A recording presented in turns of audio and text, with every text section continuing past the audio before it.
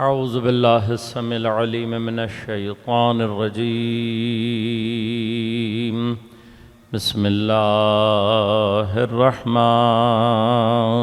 الرحیم الحمد للہ الذی ہدانا لہذا وما كنا لنهتدی لولا ان هدانا اللہ لقد جاءت رسل ربنا بالحق الصلاة والسلام على رسول المسدد المصطفى الأمجد المحمود الأحمد أبي القاسم محمد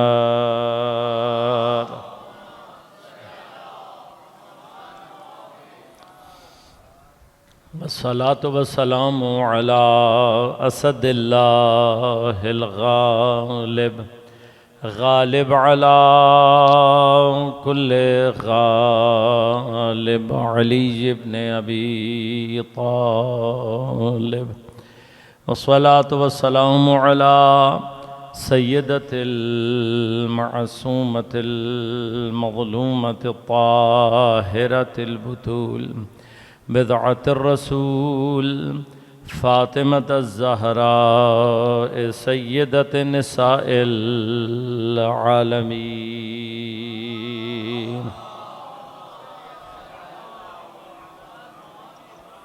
والصلاة والسلام على الحسن المجتبى والحسين المظلوم وأهل بيته الطيبين الطاهرين المعصومين المظلومين المنتجبين المنتخبين لا سيما بقية الله في الأراضين روحي وأرواح العالمين لتراب مقدمه الفداء ولعنة الله على أعدائهم أجمعين أما بعد قال الله تعالى في كتابه الكريم بسم الله الرحمن الرحيم فمن يكفر بالطاغوت ويؤمن بالله فقد استمسك بالعروة الوثقى لا انفصام لها والله سميع عليم صلوات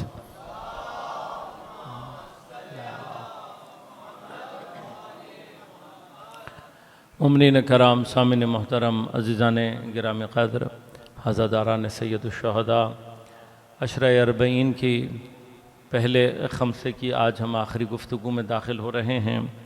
عمومی عنوان جو ہمارے پیش نظر ہے حسین اور انقلاب، اس موضوع پر گفتگو کے لیے سورہ مبارکہ بقرہ کی 256 نمبر آیت کو آپ کی خدمت میں سرنامہ کلام کے طور پر تقدیم کیا۔ پروردگار عالم ارشاد فرما رہا ہے فَمَن يَكْفُرْ بِالطَّاغُوتِ، جس کسی نے بھی طاغوت کا انکار کیا، کفر کیا، وَيُؤْمِن بِاللَّهِ، بس جب تک طاغوت کے مقابلے پر کفر اختیار نہیں کرتا تب تک یؤمن باللہ، اللہ پر ایمان لانے کے مرحلے میں انسان داخل نہیں ہو سکتا، اور جو اس مرحلے سے گزرتا ہے فقد استمسک بالعروۃ الوثقی، وہ اللہ کی مضبوط رسی کو تھام لیتا ہے، اس سے تمسک پیدا کر لیتا ہے کہ لا انفصام لہا، اس اللہ کی رسی کو انفصام نہیں ہے، یہ کھلنے اور ٹوٹنے والی نہیں ہے۔ واللہ سمیع علیم، اور اللہ بہت جاننے والا اور بہت سننے والا ہے۔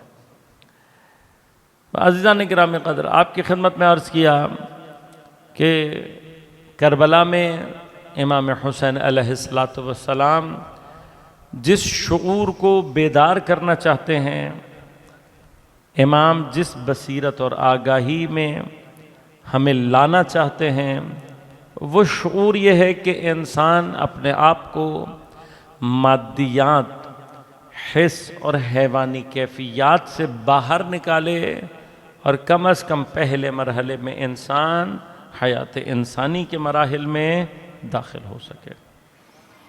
اب یہ جگہ اپنی مباحث جداگانہ ہیں، ان میں سے بعض کی طرف میں بعض مختلف مقامات پر اشارہ کر چکا ہوں کہ حیات حیوانی حیات مادی ہے، اور اس حیات مادی میں انسان کی تمام تر فکر اس کی اپنی ذات اور مادی فوائد کے گرد گھومتی ہے۔ لہذا جب تک ہماری تمام تر فکر ہماری اپنی ذات کے گرد گھوم رہی ہے، اس کا معنی یہ ہے کہ ابھی ہم حیات حیوانی سے باہر نہیں نکل سکتے۔ یہ حیات حیوانی وہ ہے کہ جو خدا ہمیں دنیا میں دے کر بھیجتا ہے، لیکن جو حیات اللہ چاہتا ہے کہ ہم کم از کم ابتدائی طور پر اس کو حاصل کریں، وہ حیات انسانی ہے۔ لہذا قرآن مختلف طریقوں سے اس بات کی طرف اشارہ فرماتا ہے، سورہ نور میں اور سورہ محمد صلی اللہ علیہ وآلہ وسلم میں، اللہم صلی علی محمد وآل محمد۔ پروردگار عالم نے انسان کی مادی خلقت کے مراحل کو بیان فرمایا کہ ہم نے انسان کو نطفہ پھر علقہ مضغے میں، اور پھر انسان کی ہڈیوں کے اوپر اللہ نے گوشت کا لباس چڑھایا، اور پھر انسان کو بشراً سویہ، ایک مکمل بیلنس بشر کی صورت میں اللہ تبارک و تعالی نے انسان کو خلق کیا۔ اب یہ جتنے بھی مراحل ہیں کہ جو انسان اپنی ماں کے رحم میں گزارتا ہے، یہ سارے کے سارے مراحل انسان کی تخلیق مادی کے مراحل ہیں کہ جن سے گزرنے کے بعد بشر کی صورت میں وہ ایک بیلنس مخلوق بن جاتا ہے۔ یہ بیلنس مخلوق بننے کے بعد خدا فرماتا ہے، یعنی بشر بنایا، پھر اس کے بعد فرمایا ثم انشأناہ خلقا آخر، ہم نے اس کو بشر بنانے کے بعد انشأناہ کیا کیا، ہم نے انیشیٹ کیا، اس کے اندر ابتدا کی، انشاء کی، نشأت رکھی ہم نے، خلقا آخر ایک اور مخلوق بننے کی۔ یعنی کہ اب پروردگار عالم نے ہمیں بشر بنا کر بھیجا، اور ساتھ میں اس نے ہمیں استعداد، کیپیسٹی، پوٹینشل دیا ہے ایک اور مخلوق بننے کا۔ وہ مخلوق جو ہم نے بننا ہے، یعنی ہم بشر کے طور پر آ گئے ہیں، لیکن جو اب ہم نے بننا ہے وہ کیا ہے؟ پہلے مرحلے پر ہم نے انسان بننا ہے۔ اس کا معنی یہ ہوا کہ ہم اپنی تخلیقی اعتبار سے جب دنیا میں آئے ہیں تو انسان نہیں ہیں۔ یہ جو ہم دنیا میں آئے ہیں، اس کیفیت کو، یہ جو کیفیت حیوانی ہے، اس کو اگر کوئی نام دیا جا سکتا ہے تو یہ کیا ہے؟ قرآن کی زبان میں بشر۔ یہ بشر اس اعتبار سے کہ یہ اپنے بہت سارے معاملات میں حیوانات سے مشابہ ہے ایک، اور دوسرا اس کے اندر جو صلاحیتیں بطور عموم پائی جاتی ہیں، بائی ڈیفالٹ پائی جاتی ہیں، وہ کیا ہیں؟ وہ تمام کی تمام حیوانی صفات۔ اس حیوان نے ایک اور مخلوق بننا ہے، وہ مخلوق کیا ہے؟ انسان۔ بس اس کا معنی کیا ہوا کہ قرآن کی نظر میں انسان ایک کاملاً مختلف مخلوق ہے بشر سے، اور یہ جس کو حیات بشری کہا جا رہا ہے، بنیادی طور پر یہ وہ حیات ہے کہ جو مادے سے بیونڈ ہے، بیونڈ میٹر حیات ہے۔ اگر ہم اس حیات کے آثار کو بدن میں تلاش کر رہے ہیں تو یہ یاد رکھیے گا کہ بدن سے آپ کو جس حیات کے آثار ملیں گے وہ حیات مادی ہے اور حیات حیوانی ہے، اس بدن سے ماورا۔ لہذا یہ جو بات ہم کہہ رہے ہیں اس کو مختلف سائنٹسٹ نے بھی بیان کیا۔ جو بایولوجیکل حیات کے سائنٹسٹ ہیں وہ جس حیات کے دراجات کو بیان کرتے ہیں، وہ حیات سنگل سیلولر، ملٹی سیلولر سے ہوتی بھی پلانٹس اور پھر اینیمل پر آ کر ختم ہو جاتی ہے۔ اب اینیمل کی حیات سے آگے مٹیریل سائنٹسٹ جتنے بھی ہیں ان کو اس سے آگے حیات دکھائی نہیں دے گی۔ کیوں؟ اس لیے کہ جب تک آپ اپنے ساتھ مٹیریل کی قید لگا کر رکھیں گے اس وقت تک آپ کو حیات حیوانی کبھی سمجھ میں آ ہی نہیں سکتی۔ وجہ کیا ہے؟ وجہ یہ ہے کہ یہ جو انسانی حیات ہے یہ بیونڈ میٹر ہے، اس کے لیے جب تک آپ میٹر سے آگے نہیں نکلیں گے یہ حیات اصلاً آپ کے درک کرنے کی کیفیت میں ہی نہیں آ سکتی۔ خب یہ ہوتی کیا ہے؟ کیا اس کو بیان کیا جا سکتا ہے؟ تو یاد رکھیے گا وہ جتنی بھی چیزیں جنہیں ہم اپنے حصوں کے ذریعے سے یا حضوری طور پر درک کر رہے ہوتے ہیں ان میں سے کسی بھی چیز کو انسان بیان نہیں کر سکتا، ایکسپلین نہیں کر سکتا۔ مادی لیول پر آ کر اگر دیکھیں گے تو جتنی بھی چیزیں ہم اپنے حواس خمسہ سے درک کرتے ہیں ان میں سے ہم کسی کو بھی ایکسپلین نہیں کر سکتے۔ لہذا نہ انسان ذائقے کو بیان کر سکتا ہے، نہ رنگ کو بیان کر سکتا ہے، نہ خوشبو کو بیان کر سکتا ہے، نہ آواز کو۔ مثلا اگر آپ سے کہا جائے کہ بھائی گلاب کی خوشبو کیسی ہوتی ہے تو آپ اچھی یا بری سے آگے کچھ نہیں بتا سکتے۔ گلاب کی خوشبو بھی اچھی ہے، چنبیلی کی خوشبو بھی اچھی ہے، تو فرق کیا ہے؟ دونوں کی خوشبو میں کیا فرق ہے؟ واحد فرق جو آپ بیان کر سکتے ہیں وہ یہ کہ گلاب کی خوشبو گلاب جیسی ہوتی ہے اور چنبیلی کی خوشبو چنبیلی۔ آوازوں میں، ذائقوں میں، رنگوں میں رنگ دکھایا تو جا سکتا ہے، سمجھایا نہیں جا سکتا۔ آواز سنائی جا سکتی ہے، بیان نہیں کی جا سکتی۔ ذائقہ چکھایا جا سکتا ہے، بیان نہیں کیا جا سکتا۔ اب اسی سے آگے جتنے بھی مراحل ان تمام چیزوں کو ہیں کہ جو ہم علماً اپنے حضوری علم کے ذریعے سے جن کو درک کرتے ہیں ان کو بھی بیان نہیں کیا جا سکتا۔ لہذا انسان کبھی بھی بھوک کو بیان نہیں کر سکتا، انسان کبھی بھی پیاس کو بیان نہیں کر سکتا، انسان کبھی بھی خوف کو بیان نہیں کر سکتا، انسان کبھی بھی علم کو بیان نہیں کر سکتا، انسان کبھی بھی نفرت کو بیان، محبت کو بیان، ان میں سے ہم کسی بھی چیز کو ایکسپلین نہیں کر سکتے۔ کیوں؟ یہ ساری کی ساری وہ چیزیں ہیں جنہیں درک کیا جاتا ہے، بیان نہیں کیا جا سکتا۔ اب یہ مراحل کون سے ہیں؟ یہ وہ ہیں کہ جو حصے بالاتر ہیں اور عقل کے ذریعے سے ان کو درک کیا جاتا ہے۔ اب ان میں سے حتیٰ ہم مادی لیول پر، جو ہم مادے کی سطح پر ہیں، وہاں پر بھی ہم چیزوں کو بیان نہیں کر سکتے، عقل کے مرحلے پر بھی آ کر بیان نہیں کیا جا سکتا۔ حیات ان چیزوں میں سے ہے کہ جس کو گزارا تو جا سکتا ہے، بیان نہیں کیا جا سکتا۔ لیکن اس حیات حیوانی اور انسانی میں بالآخر اگر ہم ڈفرینشیٹ کرنا چاہیں، کم از کم کوئی حد فاصل لگانا چاہیں کہ حیات حیوانی کیا ہے اور حیات انسانی کیا ہے، تو ایک اثر جس کے ذریعے سے ان دونوں کو ایک دوسرے سے جدا کیا جاتا ہے وہ اثر کیا ہے؟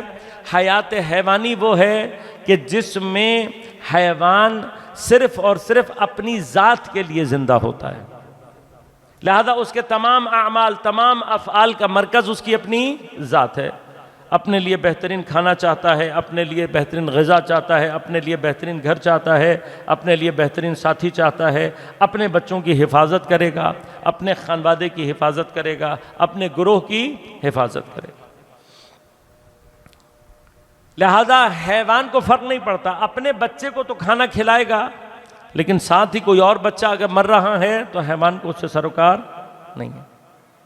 اپنے گھر کی حفاظت کرے گا لیکن کسی اور کے گھر کی حفاظت نہیں کرے گا، یہ حیوان ہے۔ اس کے مقابلے پر انسان کہاں ہے؟ ہم انسان کو کیسے ڈفرینشیٹ کر سکتے ہیں؟ فرمایا کہ جہاں اپنی ذات کو ختم کر کے کسی اور کے لیے زندہ رہنے کی خواہش ایجاد ہو جائے وہیں سے انسان شروع ہو جاتا ہے۔ تو انسان کیا ہے؟ انسان وہ ہے جو دوسرے کے لیے زندہ رہنا سیکھ لے۔ لہذا اپنے بچوں کو اچھا کھلانا حیوانیت ہے، کسی اور کے بچوں کو کھلانا انسانیت ہے۔ اپنے بچے کو اچھے اسکول میں پڑھانا حیوانیت ہے، کسی اور کے بچے کے لیے تعلیم کے امکانات کو فراہم کر کے دینا انسانیت ہے۔ اپنے لیے اچھا لباس مہیا کرنا حیوانیت ہے، کسی اور کے لیے مہیا کر کے دے دینا یہ کیا ہے؟ انسانیت ہے۔ اپنے لیے گھر کا انتظام کر لینا حیوانیت ہے، کسی کے اور کے لیے چھت کا انتظام کر کے دینا یہ انسانیت ہے۔ درود پڑھیے گا ایک مرتبہ محمد والا۔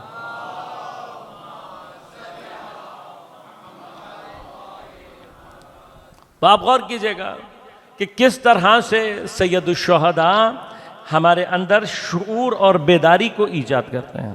ان میں سے ایک مقام کیا، ایک مقام اب یہ ہے کہ امام حسین علیہ السلام کا ایک کارنامہ یہ ہے کہ سید الشہداء نے اپنی اس عظیم قربانی کے ذریعے سے، عزاداری کے ذریعے سے، اس سارے سلسلے کے ذریعے سے کم از کم جو تأثیر ہمارے اوپر مرتب کی ہے وہ یہ کہ اس بشریت کو حیوانیت اور مادیت کے دائرے سے نکال کر انسانیت کے دائرے میں پہنچانے کی۔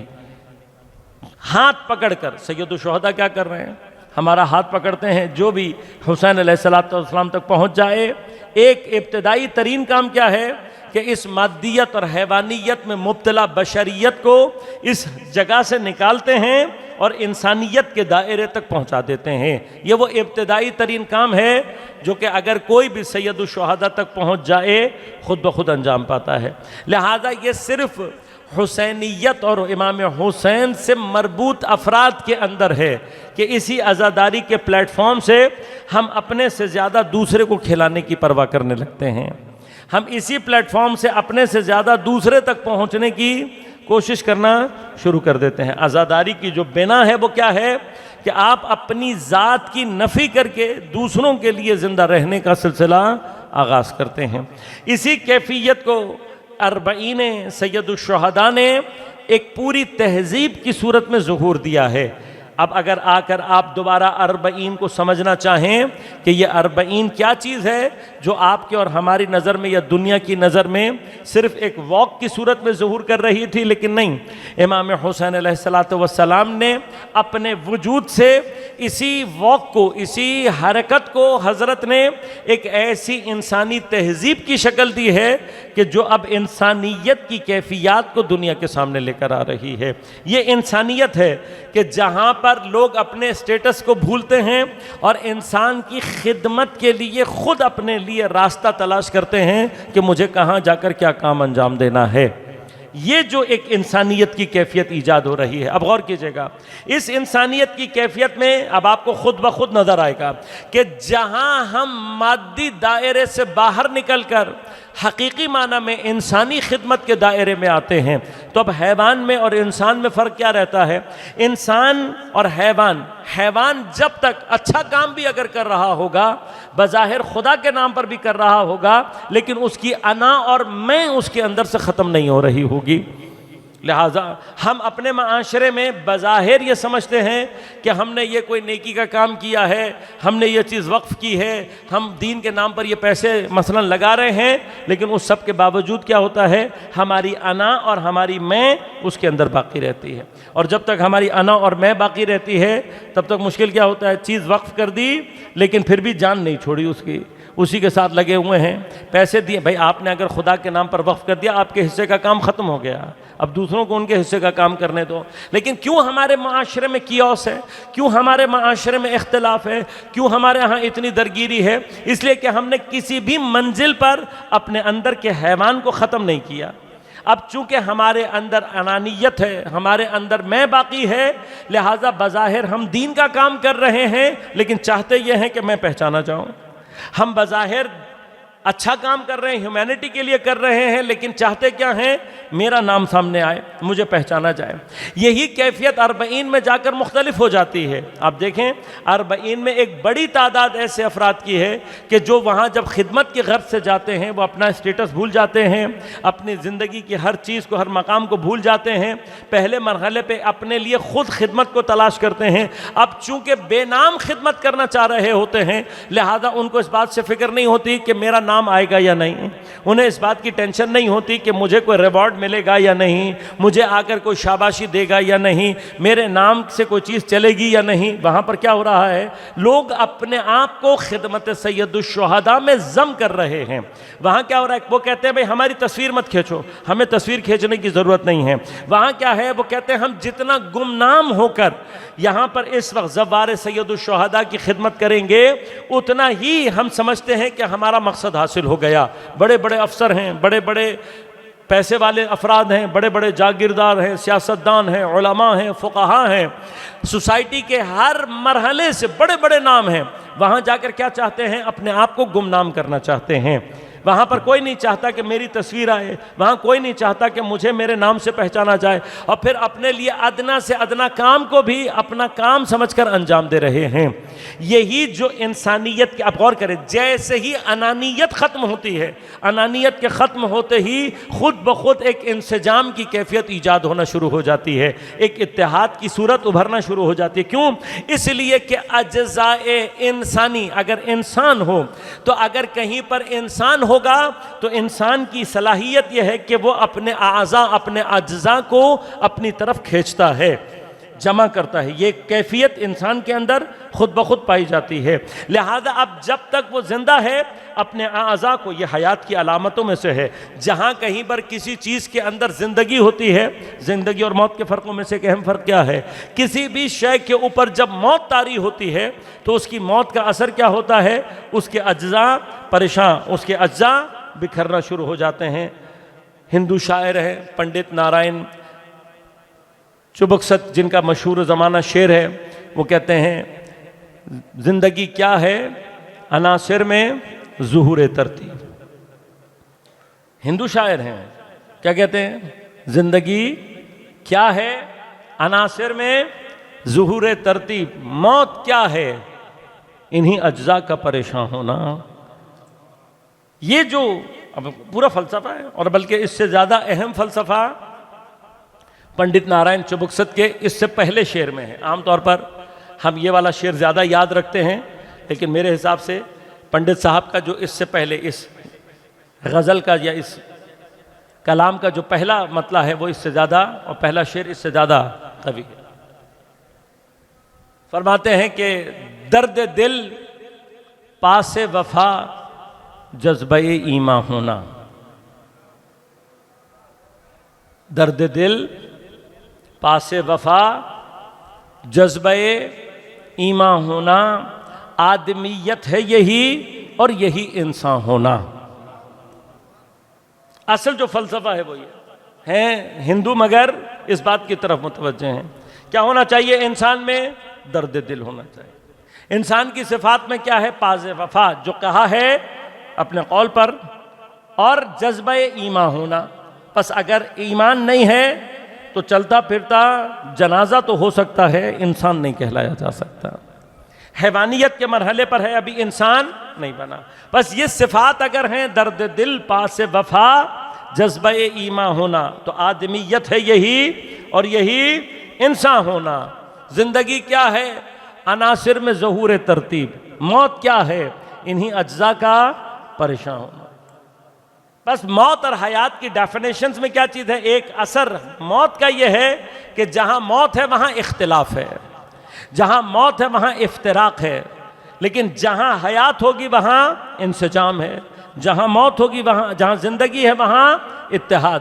اب ہمارے غور کیجئے گا، جب تک ہمارے اندر حیات حیوانی ہے تب تک ہمارے مادی اعضاء اور ہمارے مادی عناصر ایک دوسرے سے متحد رہتے ہیں۔ اس حیات حیوانی پر اگر موت طاری ہو جائے تو پھر اس کے سارے اجزاء ایک دوسرے سے جدا ہونا شروع ہوتے ہیں۔ اگر ہمارے اندر حیات انسانی ہو تو انسانی حیات کا اثر کیسے ظاہر ہونا چاہیے؟ انسانی حیات کا اثر انسانی اجزاء، انسانیت کے اعضاء، انسانیت کے اجزاء کو ترتیب میں لانا، انسانی اعضاء کو اتحاد اور انسجام کی صورت دینا۔ بس اگر کسی معاشرے میں حیات انسانی کو ملاحظہ کرنا ہے تو یہ جا کر دیکھیں ان میں اتحاد اور اتفاق پایا جاتا ہے یا نہیں، یہ ایک دوسرے سے منسجم ہیں یا نہیں، متحد ہیں یا نہیں۔ اسی چیز کا ظہور، آپ غور کریں، کچھ دیر کے لیے صحیح، کچھ ہفتوں کے لیے صحیح، لیکن اسی حیات کو اربعین حسینی کس طریقے سے ظہور دے رہا ہے کہ جب یہ لوگ وہاں جاتے ہیں، اب مرحلہ کیا ہے؟ صرف اپنی انانیت سے، اپنی حیوانیت سے گزر کر انسانیت کے دائرے میں داخل ہونا ہے۔ اب جیسے ہی انسانیت کے دائرے میں داخل ہوتا ہے، پہلی چیز جو اس کے اندر سے ختم ہوتی ہے وہ اس کی انانیت ہے۔ جیسے ہی انانیت ختم ہوتی ہے، خود بخود اعضاء ایک دوسرے سے جڑنا شروع ہو جاتے ہیں۔ اب جب یہ اعضاء جڑتے ہیں تو وہاں آپ کا ہاتھ آپ کے کان پاؤں سے نہیں پوچھتا میں نے کیا کرنا ہے، آپ کا دل آپ کے گردے سے نہیں پوچھتا میں نے کیا کرنا ہے، ہر عضو خود بخود اپنے کام کو تلاش کرتا ہے اور انجام دینا شروع کر دیتا ہے۔ جب انسانی معاشرہ تشکیل پاتا ہے تو اس کی اپنی کیفیات کیا ہوتی ہیں کہ وہاں پر کوئی عضو کسی اور کا انتظار نہیں کرتا، بلکہ اپنے حصے کے کام کو خود بخود انتخاب کر کے انجام دینا شروع کر دیتا ہے۔ اب یہ جو سارے آثار 40 میں اپنے آپ کو ظہور دے رہے ہیں، یہ آج بھی یہ بتا رہا ہے کہ اگر واقعاً حب حسین کسی قلب میں آ جائے، حسین آج بھی ہمیں حیوانیت سے نکال کر انسانیت تک لے جانے کی صلاحیت رکھتے ہیں۔ یہ صلاحیت امام حسین کے اندر۔ البتہ سید الشہداء اس سے آگے کے مراحل کے لیے بھی ہمیں لے جانا چاہتے ہیں، مگر کب؟ جب ہمارے اندر یہ شعور بیدار ہونا ہوگا، شعور۔ لہذا سید الشہداء جب شعور کو بیدار کر رہے ہیں، ان میں سے ایک مرحلہ کیا ہے؟ ایک مرحلہ یہ ہے کہ خود امام حسین ہمیں سمجھانا چاہتے ہیں کہ اگر تم آگے کے مرحلے میں حیات ایمانی میں داخل ہونا چاہتے ہو تو پھر حیات ایمانی کے لیے ضروری کیا ہے کہ تمہیں اپنے آپ کو طاغوت کے مقابلے پر لانا ہوگا۔ جب تک تم طاغوت کا انکار نہیں کرو گے، اب یہ جو طاغوت کا انکار ہے بنیادی طور پر غور کیجئے گا، یہی وہ شعور ہے کہ جو کربلا دینا چاہتی ہے امام حسین علیہ السلام۔ اب یہ مقامات ہیں، مثلا ہمارے اور آپ کے پاس بہت سارے سوالات ہیں کہ کیا یزید کا باپ مگر طاغوت نہیں تھا؟ طاغوت تھا۔ امام حسین نے اس کے خلاف قیام کیوں نہیں کیا؟ یہ سوالات ہیں۔ تو اب یہاں پر ان تمام باتوں کے جواب موجود ہیں ہمارے پاس۔ طاغوت کے پاس، طاغوت کے مقابلے پر قیام کس وقت واجب ہوتا ہے؟ کب انسان نے اس مرحلے میں داخل ہونا ہوتا ہے کہ جب وہ قیام کے مرحلے میں آ جائے۔ اس میں اہم ترین موڑ اس وقت آتا ہے کہ جب طاغوت پہلے مرحلے پر اس جگہ آ جائے کہ جہاں وہ دین کو نابود کرنے کے مرحلے پر آ جائے۔ میں نے اپنی گزشتہ گزارشات میں بارہا آپ کی خدمت میں عرض کیا ہے کہ تقیہ یا خاموشی یا عدم قیام اس وقت ہے جب کہ آپ کے اس مرحلے سے دین کو نقصان نہ پہنچے، لیکن اگر کہیں آپ کی خاموشی دین کو نقصان پہنچانے کا باعث بنے تو پھر وہاں پر خاموشی حرام، پھر خاموشی حرام۔ لہذا جتنے بھی ائمہ نے کسی بھی مقام پر اگر قیام نہیں کیا تو قیام نہ کرنے کی ایک وجہ کیا ہے کہ وہ جس مرحلے پر ہیں وہاں پر قیام کرنا دین کو زیادہ نقصان پہنچا سکتا ہے۔ دوسری وجہ کیا ہے؟ اہم ترین وجہ اصحاب کا نہ ہونا، افراد کا نہ ہونا۔ امام نے اپنے اس تمام مراحل کو، اپنے تمام کمالات کو جو ظہور دینا ہے وہ افراد کے ذریعے سے۔ سید الشہداء کی کربلا کا سب سے بڑا کارنامہ کیا ہے؟ سب سے بڑا کارنامہ سید الشہداء کا کربلا میں یہ ہے کہ امام نے کربلا میں کہیں پر بھی اپنی کسی الہی قوت کا اظہار نہیں کیا۔ پوری کربلا میں امام حسین نے کوئی معجزہ اور کوئی کرامت انجام نہیں دی ہے۔ یہ کام امام حسین، یہ کام امام حسین کے لیے مشکل نہیں ہے۔ امام اشارہ کریں، پاؤں سے ٹھوکر ماریں، پانی نکل آئے، یہ سب کام امام کے لیے آسان ہے، ان میں سے کوئی چیز مشکل نہیں ہے۔ لیکن امام کربلا میں جو میسج دینا چاہتے ہیں، جو پیغام دینا چاہتے ہیں وہ کیا ہے کہ اگر اصحاب آمادہ ہوں تو سب سے بڑا معجزہ یہ ہے کہ امام ہم جیسے سادہ افراد سے کربلا کو برپا کرنے کی صلاحیت رکھتے ہیں۔ اصل کمال، اصل معجزہ کربلا کا کیا ہے؟ اصل کربلا کا معجزہ ہم جیسے افراد سے امامت کے کمال کا ظہور ہے۔ یہ وہ کمال ہے جسے امام حسین نے دکھایا۔ باقی تمام ائمہ، مسئلہ کیا ہے؟ جب تک افراد کی تعداد کم از کم اتنی نہ ہو تب تک امام قیام کے مرحلے میں نہیں آتے۔ بس جب امام حسین کو یہ ساری شرائط مہیا ہوئی ہیں تو امام حسین نے قیام کے جب مرحلے میں، بس ایسا نہیں ہے، یاد رکھیے گا کہ دیگر تمام ائمہ نے اگر قیام نہیں کیا تو خدا نہ خواستہ انہوں نے باطل کے سامنے سر تسلیم نہیں کیا۔ کسی بھی جگہ پر ائمہ نے نہ طاغوت کے انکار اور کفر کے مرحلے سے اپنے آپ کو پیچھے ہٹایا، نہ کہیں پر اپنی کسی ذمہ داری، لیکن امام کی ذمہ داری، امام نے جو اپنی ذمہ داری کو ادا کرنا ہے، اس کا مرحلہ صرف یہ ہے کہ کہیں پر بھی امام یا نبی نے ان مراحل کو معجزات اور کرامات کے ذریعے سے انجام نہیں دینا۔ جس چیز کو ملحوظ خاطر رکھنا ہے وہ کیا ہے کہ ہم جیسے ہی افراد کے ذریعے سے، نظام کے ذریعے سے ان تمام چیزوں کو ظہور دینا ہے۔ اب امام حسین علیہ السلام کے لیے جب یہ سارے کے سارے مقامات مہیا ہوئے ہیں تو امام نے ان تمام کیفیات کو سامنے رکھ کر خود اس زمانے کے طاغوت کے سامنے قیام کی، جس کیفیت کو ظہور دیا۔ اب غور کیجئے گا، جہاں کہیں پر بھی کسی باشعور شخص نے امام حسین کی اس حرکت کو دیکھا ہے، اس نے اس بات کو درک کیا ہے کہ امام حسین کا کربلا میں جو ایک عظیم کارنامہ ہے وہ کیا ہے کہ امام نے ہمیں اور آپ کو یہ شعور عطا کیا ہے۔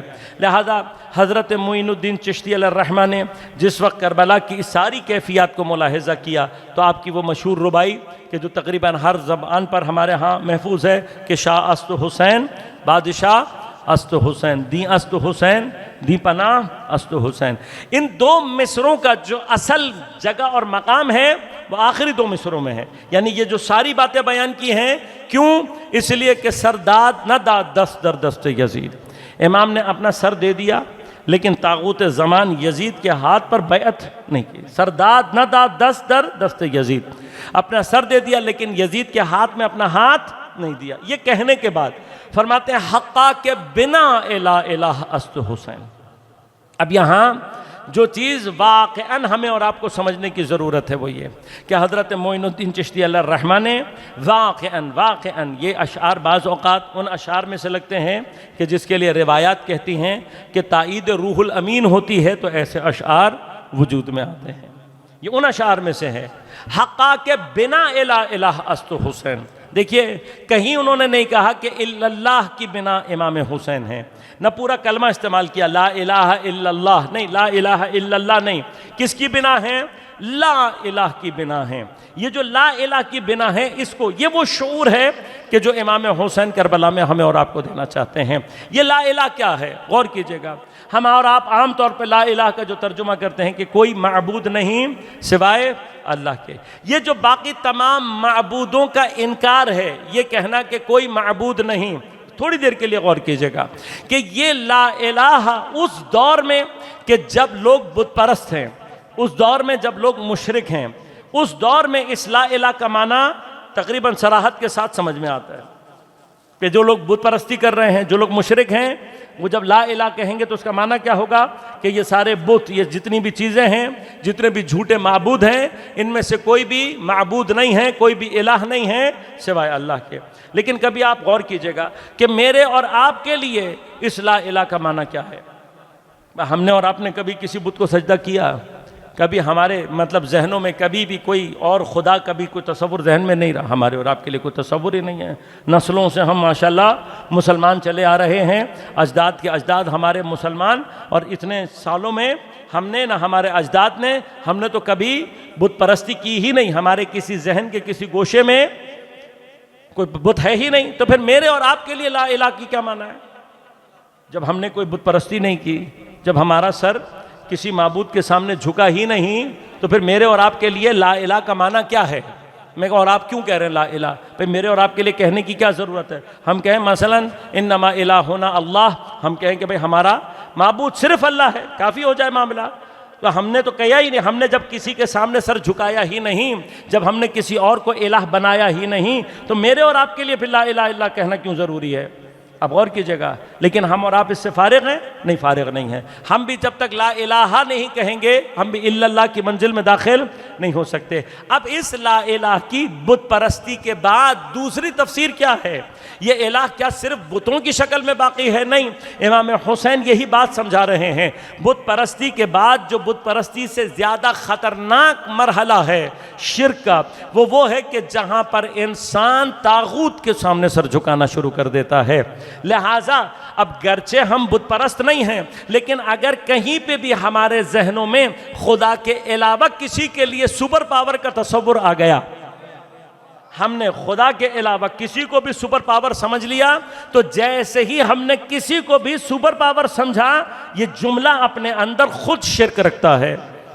وہ شرک ہو ہی نہیں سکتا، سپر پاور سوائے خدا کے کوئی اور نہیں ہو سکتا۔ یہ الفاظ یاد رکھیے گا، یہ سارے کے سارے الفاظ، یہ تمام کے تمام جتنے بھی کانسیپٹ ہیں، یہ آٹومیٹیکلی ہمارے لیے ہمیں بت پرستی اور شرک اور کفر کی طرف لے کر جا رہے ہوتے ہیں۔ بس مذاق نہ سمجھیں کہ جب ہم کسی خیالی کریکٹر کو سپر مین کا نام دے رہے ہوتے ہیں، اب آپ اور میں تو بڑے آرام سے یہ سمجھتے ہیں کہ بھئی ٹھیک ہے سپر مین ہی تو کہہ رہا ہے، لیکن اس سپر مین کا کبھی معنی کیجئے گا کہ یہ سپر مین سے مراد کیا ہے، کس چیز کو سپر مین کہا جاتا ہے۔ جب آپ اس سپر مین کو معنی کرنے لگیں گے تو آپ کو پتہ لگے گا کہ یہ سپر مین کا جو اصل تصور ہے وہ وہی تصور ہے کہ جو ہم اپنے دینی دائرے میں معصوم کے لیے رکھتے ہیں۔ اب اگر ہم نے غور کیجئے گا، ہم نے کسی اور کو سپر پاور کہا تو ہماری جتنی بھی توحید کا دائرہ ہے سب کا سب نابود ہو گیا۔ اسی طرح سے اگر ہم نے معصومین کے علاوہ کسی اور کے لیے سپر مین کا تصور قائم کیا تو بنیادی طور پر ہمارا سارے کا سارا ولایت کا دائرہ خود بخود نبوت اور امامت کے دائرے سے ہم باہر ہو جائیں گے۔ اب کہنے کو یہ عام اصطلاحات ہیں، لیکن یہ اصطلاحات بنیادی طور پر عین ہمارے عقیدے کے مقابلے پر کھڑی ہوئی ہیں۔ بس اگر ہم نے خدا کے علاوہ کسی کو بھی سپر پاور مانا ہے تو ہم توحید کے دائرے سے باہر جا چکے ہیں۔ اب یہ سمجھانا کہ اپنے زمانے کے طاغوت کے مقابلے پر انکار، یعنی کیا؟ طاغوت کون ہے؟ ہر وہ طاقت، ہر وہ قدرت کہ جو ما سوی اللہ اپنی بات کرنے کی طرف آ جائے۔ یہ طاغوت جب بھی کہیں پر بھی ہوگا، اگر انسان اس طاغوت کا انکار نہیں کر رہا، غور کیجئے گا باقاعدہ کس مرحلے پر جانا ہے ہمیں؟ یکفر بالطاغوت۔ صرف یہ نہیں کہ ہم نے طاغوت کو پہچاننا ہے، صرف مرحلہ یہ نہیں ہے کہ طاغوت کے لیے دل کے اندر ہم نے نفرت رکھنی ہے، نہیں، باقاعدہ یکفر بالطاغوت، تم نے کفر کرنا ہے۔ یہ کفر جب تک چھپا رہتا ہے تب تک نفاق کی کیفیت میں ہوتا ہے، جب تک ظاہر نہ ہو جائے تب تک ایمان کے مرحلے پر آ ہی نہیں سکتا۔ لہذا اللہ تبارک و تعالی نے من یکفر بالطاغوت کو لا الہ کی طرح سے مقدم رکھا ہے الا اللہ سے، اور پھر فرمائے یؤمن باللہ، یعنی جس طرح سے اللہ کا تذکرہ بعد میں ہے لا الہ پہلے ہے، اسی طرح سے یکفر بالطاغوت کو پہلے رکھا ہے، یؤمن باللہ کو بعد میں رکھا ہے۔ یعنی جب تک تم طاغوت کے انکار اور کفر کی منزل میں داخل نہیں ہوگے تم کبھی بھی لا الہ میں الا اللہ کی منزل میں داخل نہیں ہو سکتے۔ اب یہی وہ کیفیت ہے کہ جس کو حضرت معین الدین چشتی اللہ الرحمہ اپنے اشعار کی صورت میں بیان کرنا چاہ رہے ہیں، کہہ رہے ہیں حقا کے بنا الہ الہ است حسین، امام حسین لا الہ کی بنا کیسے بن رہے ہیں، بنیاد کیسے بن رہے ہیں؟ ایسے بن رہے ہیں کہ بت پرستی کے بعد طاغوت کی شکل میں جو یہ بت پرستی اور شرک ایجاد ہوگا، امام حسین نے بت پرستی کے مراحل کے بعد اس بت پرستی، اس شرک سے بچانے کے لیے کربلا میں پیغام یہ دیا ہے۔ اب یہ طاغوت کون ہے؟ یہ اپنی جگہ ایک تفصیلی بحث ہے، میں چاہ رہا تھا کہ اس بحث میں وارد ہوں لیکن کچھ دامن وقت میں اس طرح سے گنجائش نہیں بچی، لیکن کچھ باتیں بالآخر آپ کی خدمت میں عرض کروں گا۔ طاغوت کیا ہے؟ طاغوت سب سے پہلے کسی بھی دور میں، کسی بھی زمانے میں پہچان کیا ہے؟ سب سے پہلی پہچان یہ ہے کہ جو اپنے آپ کو قانون، شریعت اور آئین سے ماورا قرار دے دے، اب یہ جس شکل میں بھی ہو، جس نام سے بھی ہو، جس لباس میں بھی ہو، کوئی نام ہو اس کا، کوئی پہچان ہو، کوئی لباس ہو، اس سے فرق نہیں پڑتا۔ مثلا فرض کریں کہ کوئی فقیہ آ کر یہ کہے کہ اب ہم فقیہ، ہم اس جگہ پر آ گئے ہیں، کیا ہمارے لیے کوئی قانون نہیں ہے؟ بس سمجھ لیجئے گا کہ وہی اپنے زمانے کا طاغوت ہے۔ ہاں، اب کوئی جج آ کر یہ کہے کہ میں چونکہ جج ہوں لہذا میرے اوپر کوئی قانون جاری نہیں ہوگا، سمجھ لینا کہ اپنے زمانے کا طاغوت وہ ہے۔ کسی بھی یونیفارم میں ہو، کسی بھی شکل میں ہو، کسی بھی نام سے ہو، اگر کوئی بھی اپنے آپ کو قانون سے، آئین سے اور شریعت سے بالاتر اور ماورا سمجھتا ہے، یہ پہلی جگہ ہوتی ہے کہ جہاں پر طاغوت ایجاد ہونا شروع ہوتا ہے۔ لہذا غور کیجئے گا، فرق یہ ہے کہ یزید میں اور یزید کے باپ میں جو فرق ہے ان میں سے ایک فرق یہ ہے کہ یزید کا باپ جو کچھ بھی تھا لیکن ظاہری طور پر اس نے کہیں پر بھی اپنے آپ کو قانون سے بالاتر ظاہر کرنے کی کوشش نہیں کی تھی۔ یزید کیا ہے؟ یزید نے آتے ہی جن چیزوں کو جاری کیا ان میں سے ایک مقام کیا تھا؟ ایک مقام یہ تھا، وہ کہتا تھا کوئی آئین، کوئی شریعت نہیں ہے، لہذا البتہ چونکہ مسائل ہیں کوئی بہادر آدمی تو ہے نہیں، ہے ڈرپوک، گرچہ حکومت اس کے ہاتھ میں ہے۔ اس کے خوف کی کیفیت یہ ہے کہ حکومت اپنے ہاتھ میں لینے کے باوجود بھی یہ اپنے ملحدانہ جو خیالات ہیں ان کا اظہار نہیں کر پا رہا، لہذا شام کے دربار میں اس نے ان تمام چیزوں کو اپنے اندر سے ظاہر کرنے کے لیے شراب خواری کا سہارا لیا۔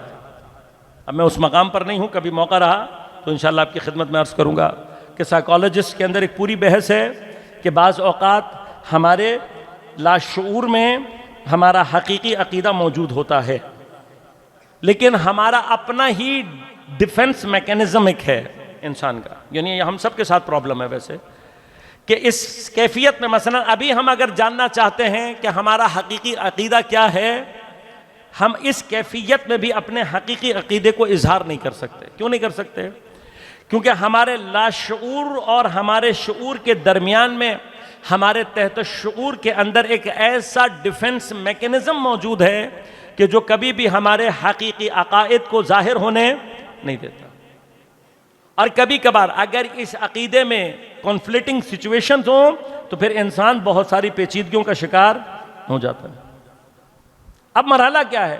مطلب سائیکالوجسٹ نے مختلف ٹیکنیکس ہیں، فری ایسوسیشن جس کو کہا جاتا ہے، کسی نے ہیپنوٹزم کی بات کی، کسی نے کچھ اور ڈرگز کی بات کی، کچھ اور کیفیات ہیں، شدید غصے کی کیفیت، اسی طرح سے شدید امتحانی کیفیات، یہ تمام کے تمام وہ جگہ ہیں کہ جہاں پر انسان کا لاشعور متحرک ہو جاتا ہے۔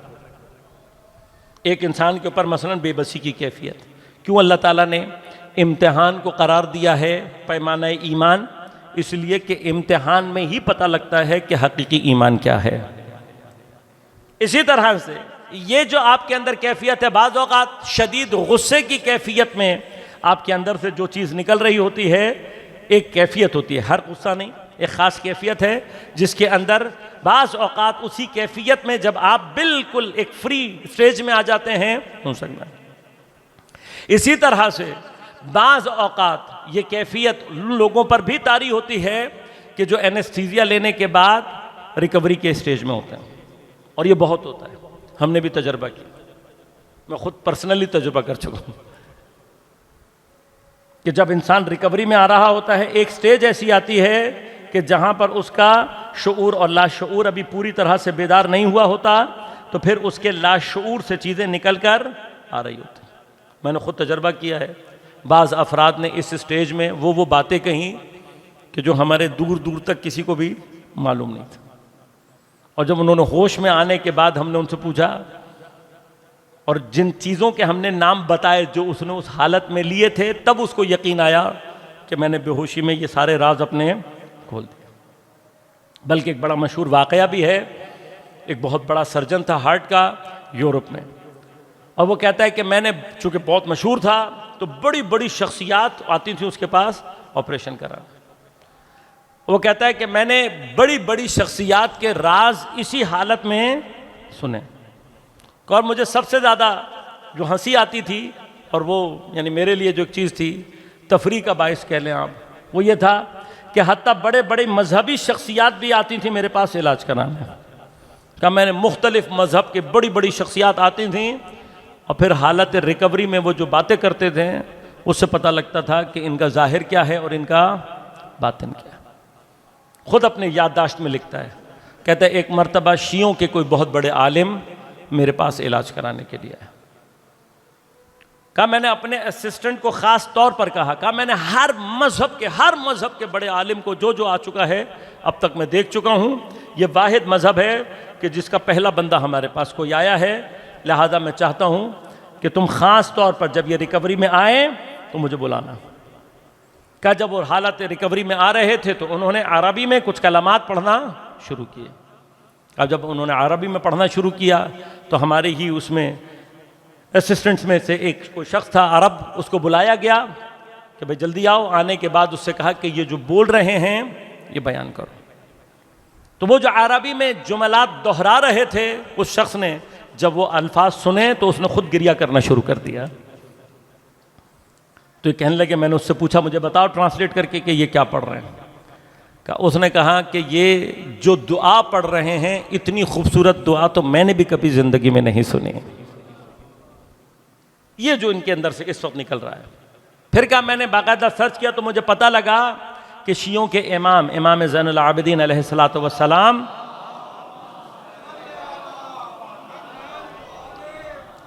حضرت کے دعائے ابو حمزہ صومالی کے وہ جملات تھے، حتیٰ وہ اسسٹنٹ بھی وہ دعا سننے کے بعد مومن ہو گیا۔ وہ ڈاکٹر کہتا ہے میں نے کتنوں کو دیکھا تھا کہ لوگ کیا کیا باتیں کرتے ہیں، یہ پہلا واقعہ تھا کہ میں نے دیکھا کہ کسی کے لاشعور سے جو چیز نکلی ہے۔ لہذا اب میں خاص طور پر اپنے نوجوان ساتھیوں کو متوجہ کر رہا ہوں، خاص طور پر یہ جو غرب ہمیں اور آپ کو کلچر دے رہا ہے گالیوں کا، ہاں ہم اور آپ سمجھتے ہیں کہ جب تک ہم مثلاً آپس کے مذاق میں کسی کو بہت کوئی گالی سے پکاریں گے نہیں تب تک ہماری بیسٹ پارٹنرشپ سامنے ہے۔ یعنی بیسٹ اگر بڈی ہے تو بیسٹ بڈی ہونے کا علامت کیا ہے کہ مثلاً وہ ہم سے گالی سے مخاطب کریں، ہم اس کو گالی سے مخاطب کریں۔ یہ جو آپ حرکت انجام دے رہے ہیں اس حرکت کا نتیجہ کیا نکلے گا؟ نتیجہ یہ نکلے گا کہ یہ آپ کے لاشعور میں عقیدے کی جگہ پر جا کر بیٹھ جائے گی۔ قبر میں جو چیز ہماری ایکٹیو ہونی ہے وہ ہمارا نہ شعور ہے نہ تحت الشعور ہے۔ قبر میں ہماری جو چیز ایکٹیویٹ ہوگی، جس سے سوال کیا جانا ہے، وہ ہمارا لاشعور ہے۔ اور یہ یاد رکھیے گا، یہ جو ہمارے فرش ادا کا فرہنگ ہے، یہ امام حسین کے صدقات ہیں ہمارے اوپر، یہ امام حسین کی برکات ہیں ہمارے اوپر۔ ان چیزوں کو معمولی نہ سمجھیں۔ یہ جو آپ اپنے بچوں کا ہاتھ پکڑ کر فرش ادا پر لے کر آتے ہیں، یہ جو آپ اپنے بچوں کو ماتم کی صفوں میں کھڑا کرتے ہیں، یہ جو آپ اپنے بچوں کو جلوسوں میں لے کر جا رہے ہوتے ہیں، یہ خود ایک پورا مرحلہ ہے کہ جس میں محسوسات سے معقولات کی طرف سفر کرتے کرتے پھر مشہودات کی منزل میں انسان داخل ہو رہا ہوتا ہے۔ لہذا یہ نعرہ حیدری لگانا، یہ درود پڑھنا، یہ تمام کی تمام جتنی بھی چیزیں ہیں، یہ اس کلچر کے تحت کر کیا رہی ہوتی ہیں کہ یہ شعور کی منزل سے نکل کر خود بخود لاشعور کی طرف لے کر جا رہا ہوتا ہے۔ بس یہ جو ہمارے گھروں کا فنکشن ہے، ہمارے گھروں کی تہذیب ہے، یہ جو ہمارے گھروں کا کلچر ہے، جو ہمیں بچپن سے یہ سمجھاتا ہے کہ ذرا سی ٹھوکر لگتی ہے تو ہمارے منہ سے یا علی مدد نکلتا ہے، اس کی قیمت کو سمجھیں۔ ہمارے اندر سے جو ان تمام چیزوں کا نکلنا ہے، اس کی اہمیت کو جاننے کی کوشش کریں۔ اب خود آپ اپنے آپ کو دیکھیں، کوئی جوان کسی وقت اپنے آپ کو دیکھے کہ اچانک مثلاً آپ کے سامنے کوئی چیز آ جائے اور بے اختیاری میں اگر آپ کے منہ سے گالی نکل رہی ہے تو اس کا مطلب آپ کا لاشعور اس سے پر ہو چکا ہے۔ لیکن اسی طرح سے کسی چیز کے آپ سے ٹکراتے ہی آپ کے اندر سے، آپ کے منہ سے اچانک بے اختیار یا علی مدد نکلے تو سمجھ لینا کہ شعور کے اندر یا علی مدد موجود ہے۔ یہی وہ لاشعور ہے جو قبر میں کام آنا ہے۔ بس جس کے لاشعور میں علی کی محبت موجود ہوگی، نہ چاہتے ہوئے بھی قبر میں اس کی زبان سے یا علی مدد نکلے گا۔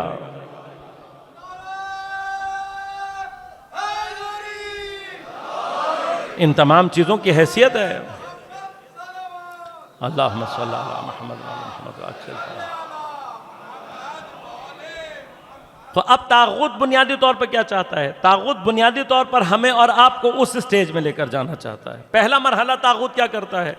طاغوت چاہتا یہ ہے کہ مجھے ماورائے قانون، مجھے ماورائے عدالت، مجھے ماورائے شریعت سمجھا جائے۔ لہذا فرعون جو طاغوت زمان ہے، اس کی پہچان کیا ہے؟ کہہ رہا انا ربکم الاعلی، میں ہوں تمہارا خدا۔ یہ خدا ہونے کے معنی کیا ہے؟ یہاں پر ربکم الاعلی سے کیا مراد ہے اس کی؟ ربکم الاعلی سے مراد یہ ہے کہ میں ہوں جس کے لیے کوئی قانون نہیں ہے، میں ہوں جس کے لیے کوئی آئین نہیں ہے، میں ہوں جس کے لیے کوئی شریعت۔ لیکن اب خود غور کریں کہ یہ جو مرحلہ ہے، یعنی یہ طاغوت جو کیا یہ طاغوت آسمان سے آتا ہے؟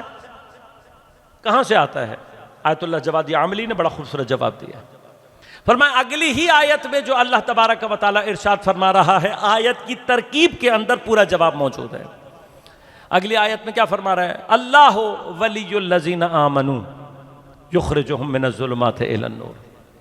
اللہ ولی ہے ان لوگوں کا جو ایمان لائے۔ اللہ ولی ہے ان لوگوں کا جو ایمان لائے۔ کیا کرتا ہے؟ انہیں ظلمات سے نکالتا ہے اور نور کی طرف لاتا ہے۔ لیکن جیسے ہی اگلی آیت کا اگلا حصہ شروع کیا تو آیت اللہ جوابی عالم فرماتے ہیں کہ یہ بالکل مرر امیج ہے، مرر امیج کیا ہوتا ہے؟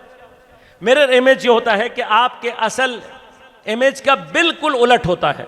اگر آپ آئینے کے سامنے کوئی چیز آئینے سے لگا کر رکھیں گے، جہاں سے آپ کا حقیقی امیج ختم ہو رہا ہے، آئینے میں وہاں سے شروع ہو رہا ہوتا ہے. بالکل الٹ ہوتا ہے.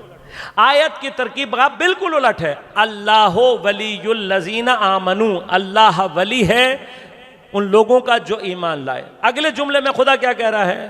والذین کفروا اولیاؤہم الطاغوت. بالکل الٹ ہے. پھر سے غور کیجئے گا، اللہ ولی ہے ایمان والوں کا، لیکن جب وہاں بات شروع کی تو یہ نہیں کہا کہ طاغوت ولی ہے کفر کرنے والوں کا، نہیں، آخر سے شروع کی. والذین کفروا، جنہوں نے کفر کیا، اولیاؤہم الطاغوت. آیت اللہ جوادی عاملی فرماتے کہ یہ جو خدا نے ترکیب کو بالکل الٹ کیا ہے، اس ترکیب سے اللہ تبارک و تعالیٰ ایک پیغام کیا دینا چاہتا ہے، وہ یہ کہ ولایت اور سرپرستی اور اختیار اصالتاً صرف خدا کا ہے. یعنی کیا؟ خدا کے پاس یہ ولایت ہے اصالتاً، اور جو کوئی بھی ایمان لے آتا ہے اللہ خود بخود اس کا ولی ہے. کیونکہ ولی ہے. ولایت کس کی ہے؟ اللہ کی.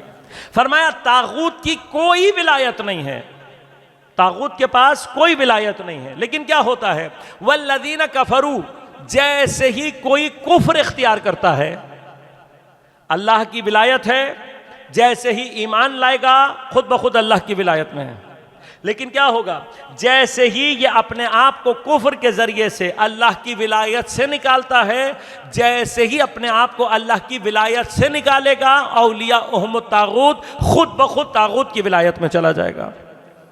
بس اللہ کی ولایت سے اپنے آپ کو نکالنا ہے. لہذا غور کیجئے گا، یہ وہ مقام ہے کہ جہاں پر درمیان کا کوئی راستہ نہیں ہے. ان دو ولایتوں میں درمیان کا کوئی راستہ نہیں ہے. کوئی یہ نہیں کہہ سکتا کہ مثلا میں اللہ کی ولایت میں بھی نہیں ہوں، طاغوت کی ولایت میں بھی نہیں، ایسا کوئی راستہ نہیں ہے. یا اللہ کی ولایت میں ہو اور نہیں ہو تو پھر طاغوت کی ولایت میں ہو. تیسری کوئی کنڈیشن نہیں ہے، تیسری کوئی صورتحال نہ. یہ ہو سکتا ہے کہ اللہ کی ولایت میں بھی ہوں اور طاغوت کی ولایت میں نہیں، ایسا نہیں ہو سکتا. لہذا باقاعدہ خدا بعض مقامات پر فرماتا ہے وہ لوگ کہ جو جبت اور طاغوت پر ایمان رکھتے ہیں. یہ کیوں لفظ استعمال کیا ہے؟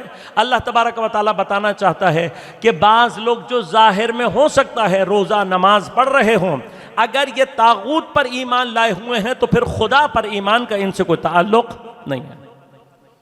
ایسی نماز، ایسا روزہ، ایسی کسی چیز کا کوئی فائدہ نہیں ہے جو ولایت طاغوت میں ہو.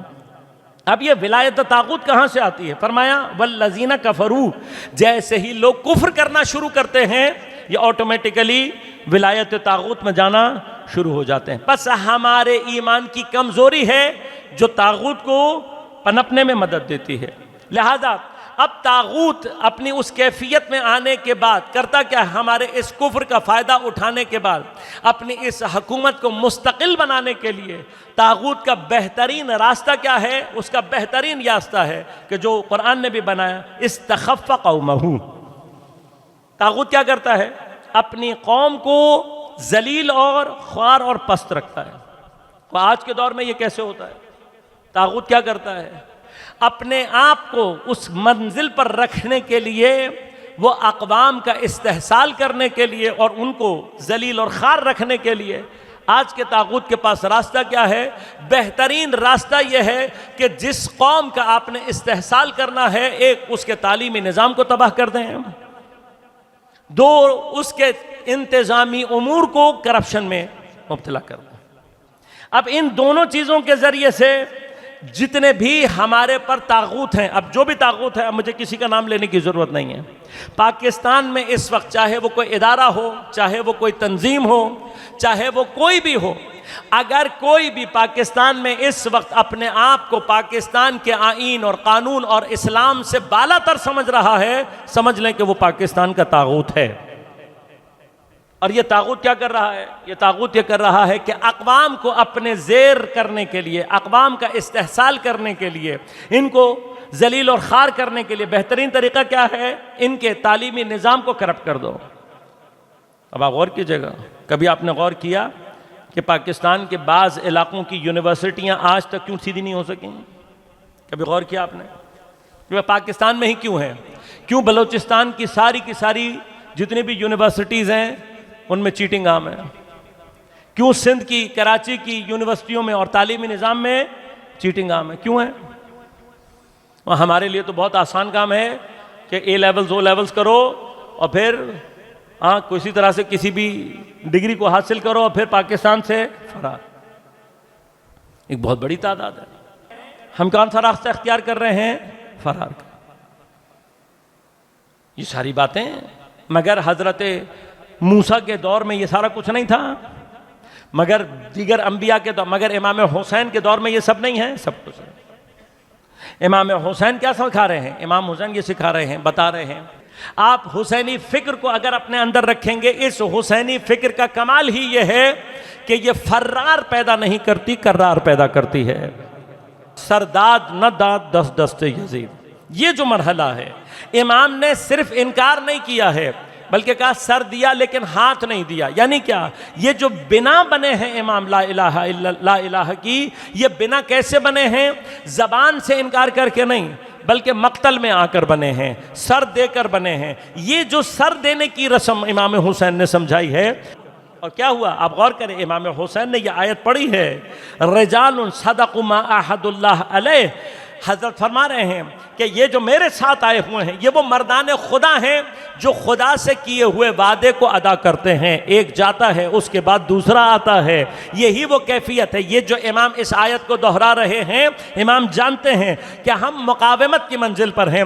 ایک طرف ہم سید الشہداء کی وہ کیفیت دیکھ رہے ہیں، یہ مقامات ہیں، یہ ہمیں اور آپ کو سمجھانے کے لیے ہے۔ شاید امام حسین اپنے بعد امام سجاد کا مرتبہ سمجھانے کے لیے ان چیزوں کو ظہور دے رہے ہیں۔ ایک وقت وہ آیا کہ جب سید الشہداء زخموں کی کثرت کے ساتھ کربلا کی خاک پر بے سدھ ہو کر گر پڑے، پورا بدن اطہر حضرت کا زخموں سے ڈوبا ہوا ہے، پتھر، نیزے، تیر، تلوار، تبر، زہرا کا لال زخموں سے ڈوبا ہوا ہے۔ اتنے لاشیں اٹھائے ہیں، وہ ایک الگ منزل ہے۔ اب اتنی دیر سے جہاد کرتے ہوئے اس کیفیت کے ساتھ ہیں کہ جہاں تیروں پر لاش بدن اطہر تیروں پر معلق ہے، اور پڑے ہوئے اس کیفیت کے ساتھ کہ حضرت کی حتیٰ کیفیت نفس کا احساس نہیں ہو پا رہا کہ حسین زندہ ہیں یا نہیں، لیکن ابھی تک علی کے شیر کا ہاتھ تلوار کے قبضے پر مضبوط ہے، اور اس کیفیت میں بھی دشمن کے اندر جرأت پیدا نہیں ہو رہی کہ امام کے نزدیک آئے۔ کسی نے شمر سے کہا کیسے پتہ لگے گا کہ حسین زندہ ہیں یا نہیں؟ عزیزوں، یہ کام آسان نہیں۔ بعض دشمنان اہل بیت کو اہل بیت کی شناخت شاید محبین سے زیادہ تھی، شناخت تھی، شمر کو بھی پتا ہے، لہذا ملعون کہتا ہے کہ شور مچاؤ کہ خیموں پر حملہ ہو گیا۔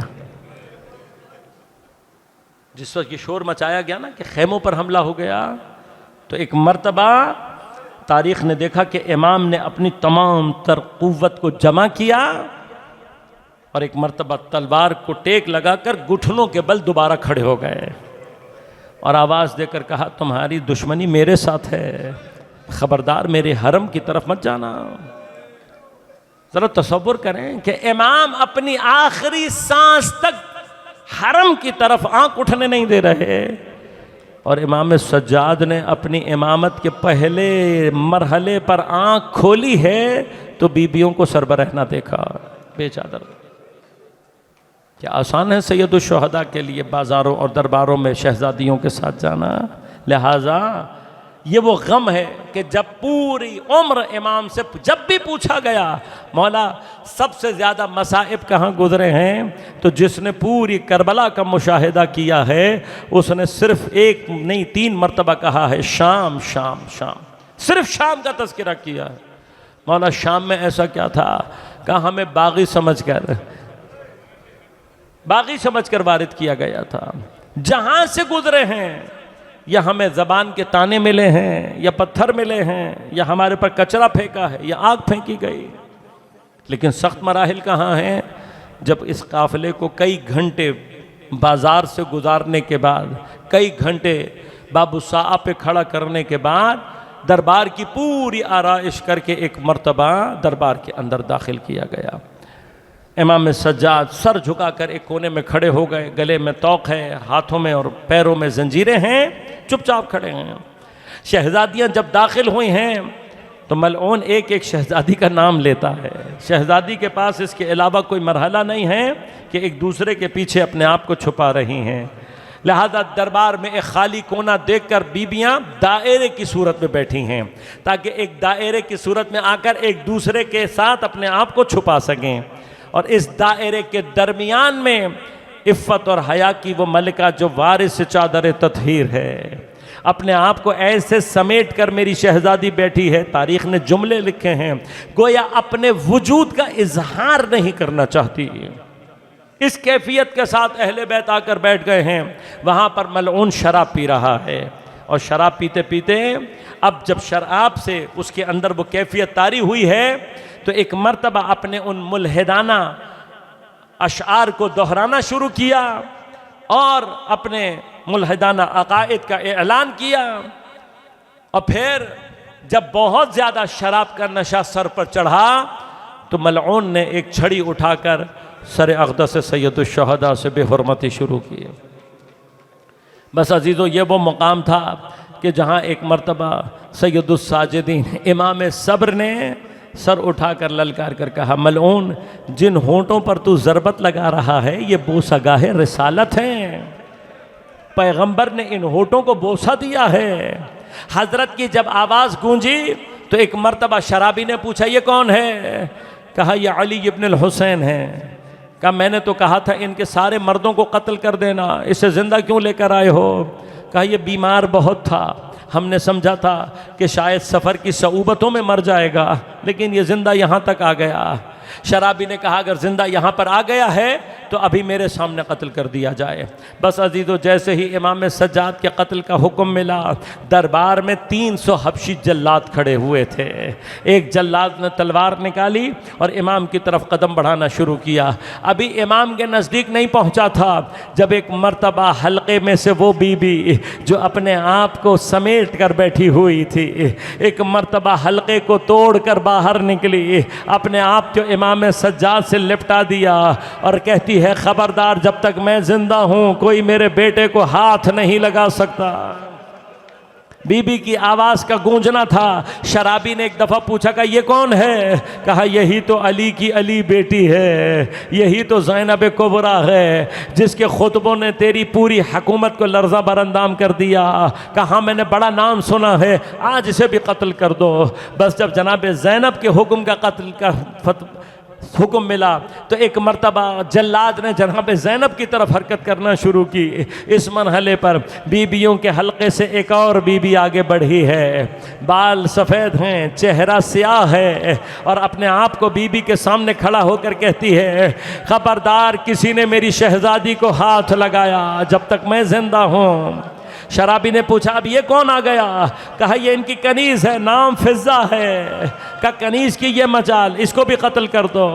جب یہ حکم ملنا تھا حبشی جناب فضہ کے پاس پہنچا، جیسے ہی نزدیک پہنچا ایک مرتبہ بی بی نے اپنے سر کو بلند کیا، حبشہ کے لہجے میں کلام کرنا شروع کیا، اور حبشہ کے لہجے میں کلام کر کے فرمایا تو جانتا ہے میں کون ہوں؟ ارے میں حبشہ کی ملکہ میمونہ ہوں جو اپنا تخت چھوڑ کر جناب جناب زہرا کے دہلیز پر کنیزی کرنے کے لیے گئی تھی۔ بس عزیزو جیسے ہی حبشہ کی ملکہ کا نام آیا 300 حبشیوں نے اپنی تلواروں کو باہر نکالا۔ ایک مرتبہ شرابی کو للکار کے کہا خبردار ہماری ملکہ دربار میں موجود ہے، کسی نے ہماری ملکہ کو ہاتھ لگایا ہم خون کی ندیاں بہا دیں گے۔ بس عزیزو یہ سننا تھا۔ ایک مرتبہ شرابی کا نشہ کافور ہو گیا، ڈر کے مارے کہتا ہے ہاتھ روک لیا جائے۔ بس عزیزو ہاتھ روک لیا گیا، لیکن جناب زینب نے ایک مرتبہ مدینے کا رخ کیا، آواز دے کر کہا نانا اپنی بیٹیوں کی غربت کو آ کر دیکھ لو، ارے تمہاری کنیزوں کے حامی و ناصر موجود ہیں لیکن تمہاری بیٹیوں کا کوئی حامی و ناصر نہیں۔